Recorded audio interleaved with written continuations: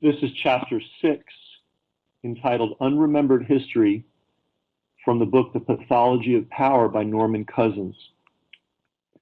Two books published in the 1930s describe the role of the arms industry in fomenting tensions among nations and helping to set the stage for the First World War. Merchants of Death by H.C. Engelbrecht and F.C. Hannigan, and The Private Manufacture of Arms by Philip Noel Baker. The disclosures of profiteering through international traffic in weapons had a powerful effect on world opinion. In the United States, there was a consensus that the sale of weapons should be rigorously controlled and the profit taken out of their manufacture. The evidence in these books was incontrovertible that companies sold weapons to both sides, buying off government officials and using the power of their profits to influence foreign policies. Some of the most colorful and incriminating passages of the two books dealt with the great armaments firms, among them Krupp, DuPont, Vickers, Bethlehem Steel, and the lesser Colt, Remington, and Winchester companies, and with the agents and super salesmen at large they hired to advance their interests. Noel Baker, who won the Nobel Peace Prize, contended that there would always be prime obstacles to world peace until the manufacture of weapons was removed from private hands and carried on by non-profit, government-managed arsenals. Noel Baker quoted the eminent Lord Welby, Britain's principal permanent secretary to the Treasury. Quote, "We are in the hands of an organization of crooks. They are generals, politicians, manufacturers of armaments, and journalists. All of them are anxious for unlimited expenditure and go on inventing war scares to terrify the public and to terrify the ministers of the crown." Another Noel Baker quote from a 1934 message sent to Congress by President Franklin D. Roosevelt, quote, "The people of many countries are being taxed to the point of poverty and starvation to enable governments to engage in a mad race in armaments. This grave menace to the peace of the world is due in no small measure to the uncontrolled activities of the manufacturers and the merchants of engines of destruction. And it must be met by the concerted action of the peoples of all nations." Unquote. Finally, from the 1919 League of Nations Covenant, the members of the League agree that the manufacture by private enterprise of munitions and implements of war is open to grave objections. The people who signed this declaration included President Woodrow Wilson, General Jan Smuts, Prime Minister of South Africa, Lord Cecil, a major British Foreign Office official, Italian Prime Minister Vittorio Emanuele Orlando, and Greece's Prime Minister Eleftherios Venizelos. 6 objections to untrammeled private arms manufacturer were cited by the Temporary Mixed Commission, an investigating body set up by the League of Nations in the early 1920s. It was called mixed because its members were drawn from many different fields, including arms manufacturers. In shortened form, the 6 objections were that in the years leading to World War I, armament firms, number 1, fomented war scares in their own countries and abroad. 2, bribed government officials at home and abroad. 3, circulated false, inflammatory reports on various nations' military strength to stimulate arms spending. 4, influenced public opinion by controlling certain newspapers and magazines. 5, played countries off against one another.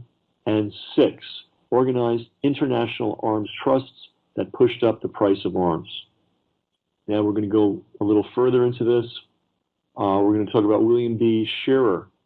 In the years following World War I, he was strictly a specialist. He was a covert propagandist in the play of Bethlehem Steel, Newport Shoe Shipbuilding, and other armaments giants.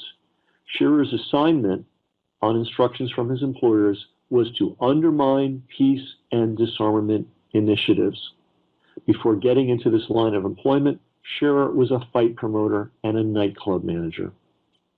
Character assassination was one of the most lethal arrows in Scherer's quiver. One American shipbuilder, Brown Bovary, paid him handsomely to carry out attacks, complete with anonymous pamphlets and brochures, on the patriotism of such peace and disarmament figures as Dr. Nicholas Murray Butler, president of Columbia University, and Charles Evans Hughes, who was to become Chief Justice of the United States Supreme Court. Scherer's propaganda charged that Hughes had, quote, betrayed America, unquote, by favoring arms control.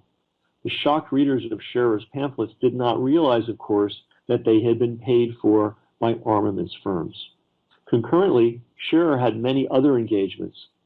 He was paid $2,000 a month, and again, you have to calculate that in today's dollars. It's probably, I'm going to guess, around $100,000 a month, to propagandize against the World Court and the League of Nations. To this end, he organized and stirred up patriotic groups, usually citing, quote, documentary proof of a colossal conspiracy against the United States, unquote. In the process, he never passed up a chance to throw in denunciations of the perfidious British tactic designed, he later frankly put it, to, quote, fool the simple Irish, unquote, and enlist them as a constituency. The highlight of Scherer's career came in 1927 when the Bethlehem Steel and Newport News shipbuilding companies paid him $25,000, pretty darn close to $1 million today, for 6 weeks of work. His assignment was to undermine the disarmament-minded naval conference convened that year in Geneva by President Calvin Coolidge. Sweeping into Geneva, seat of the League of Nations, Scherer set up shop as a purveyor of expertise on all things naval. Nobody seemed quite sure who he was, but he certainly entertained lavishly and was accepted as someone eminent because so many of the American officials present visibly deferred to him and recommended him to journalists as an expert on the problems of naval disarmament. Soon, newspapermen, statesmen, and most of the U.S. naval delegation were being posted by Scherer on the sinister implications of arms limitation. He was, as Merchants of Death put it, quote, the lion of the conference. When the naval conference failed, Noel Baker later wrote, the New York Times correspondent Wythe Williams, quote, sent a message to his paper in which he said that Scherer was openly exultant. The following day, one of the leading Geneva papers ran an article about Scherer under the headline, The Man Who Wrecked the Conference. Scherer, according to Merchants of Death, took the trouble to clip the story and send it home to his backers. Histories of arm races abound in such cases. In 1907, a German munitions representative, Paul von Gontran, pulled off a gingering up coup that armaments people spoke of glowingly for years afterward. Gontard placed articles in 3 influential French newspapers, Figaro, Lamartine, and Echo de Paris, proclaiming the virtues of a new machine gun the French army was supposedly buying by the thousands. Gontard then got one of his men in the German government to wave these articles in the faces of Reichstag members and demand strong counteraction. Stampeded, the Reichstag in the next few years spent much of it with Gontard's guns, some $10 million on new machine guns. And again, this is more like in the many hundreds of millions of dollars today. Quote, whatever the French army may have planned to do before this increased preparation by Germany, Noel Baker commented, they were of course obliged thereafter to follow suit. A race of machine guns between France and Germany had thus successfully begun. End of quote. True to their internationalist code, you could call that globalist today, the arms makers seldom hesitated to make sales that might hurt their own countries. A famous case of selling to the enemy came to light during World War I at Verdun, quote, the bloodiest battle in history. As Noel Baker tells it, the Germans, quote, left the flower of their troops hanging on the enemy wire. That wire that held them up was not made in France. It came from Germany itself, through Switzerland to Verdun 2 months before the battle had begun. End of quote. Needless to say, the German manufacturers must have had a good idea of where the wire was headed and what it would be used for. What with all the pre-war international armament sales, most of World War I belligerents found themselves facing rifle, cannon, and warship assaults undertaken with material originating in their own countries. Indeed, one of the most astounding sidelights of World War I was the way private firms on both sides traded vigorously with the enemy through neutral companies. When the Germans ran short of vegetable oil and fats needed in the making of explosives, merchants from Britain obligingly forwarded cargoes of the needful supplies to them through Denmark. International borders became similarly porous when, later in the war, the fatherland needed strategic metals as copper, nickel, and lead and bauxite used to make aluminum for Germany's marauding subs. For her part, Germany supplied France, via Switzerland, with iron and steel in amounts of up to 250,000 tons per month. France, in turn, sold the Germans, through the ever-understanding Swiss, shipments of bauxite and carbide cyanamide, a chemical used in making gunpowder. Merchants of Death says the Swiss sold Germany annually enough saltpeter to make 56 billion bullets or 147 million hand grenades. The profits of this war traffic were colossal. Meanwhile, even before we entered the war, American firms were also waxing fat by supplying arms to the Allies, despite President Wilson's call for neutrality. In the course of the war, DuPont stock shot up from $20 to $1,000 a share. And this, again, is in old money. We're looking at $500,000 a share. I mean, it's hard to believe, but that's pretty much how much the dollar has declined since those years. According to Engelbrecht and Hannigan, J.P. Morgan was said to have made more money in 2 years than the elder Morgan made in his entire life. The elder Morgan himself had become one of the world's richest men, partly through buying defective rifles at $3 apiece and then selling them unrepaired to General John C. Fremont during the Civil War. President Lincoln said that those profiteering in defective weapons, quote, ought to have their devilish heads shot off, end of quote.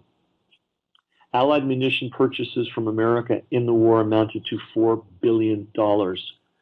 Again, we're talking, 1914 through 1917 dollars, hundreds of billions of dollars.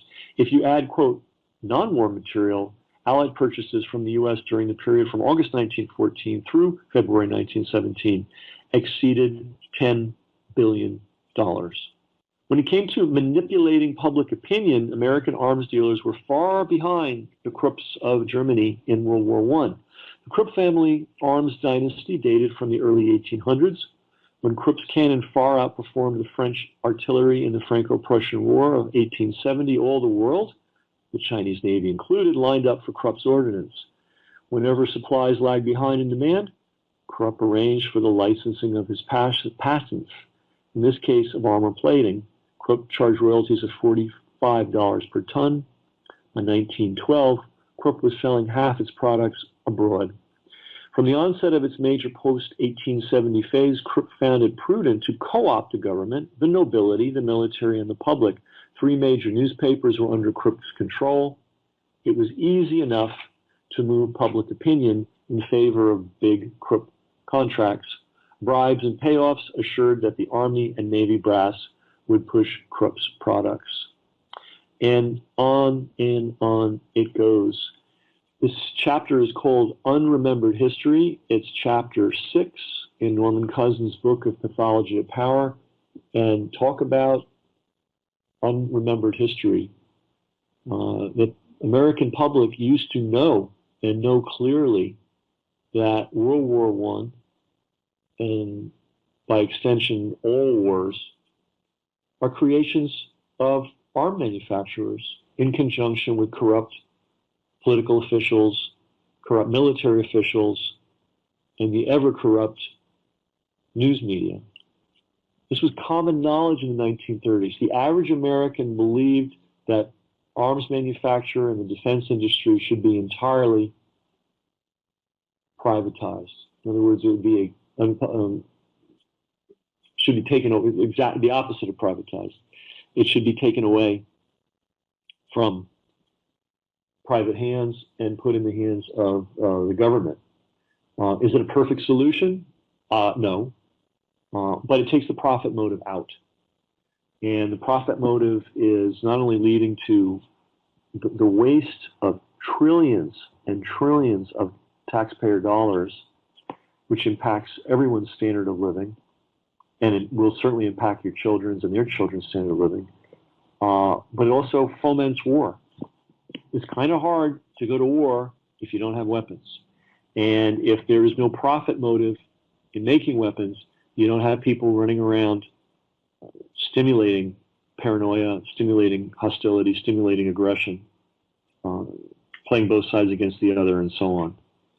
So, here we are in the modern age, and we are woefully behind where our grandparents were 70 and 80 years ago. So the book, again, is The Pathology of Power, and this is just one chapter in it. Cousins covers a lot in this book. But again, we knew in the 1930s, everybody knew that arms manufacturers were a danger to the public, were a danger to peace. And thanks to our ever-loving news media, that important piece of information has been completely erased from the American consciousness.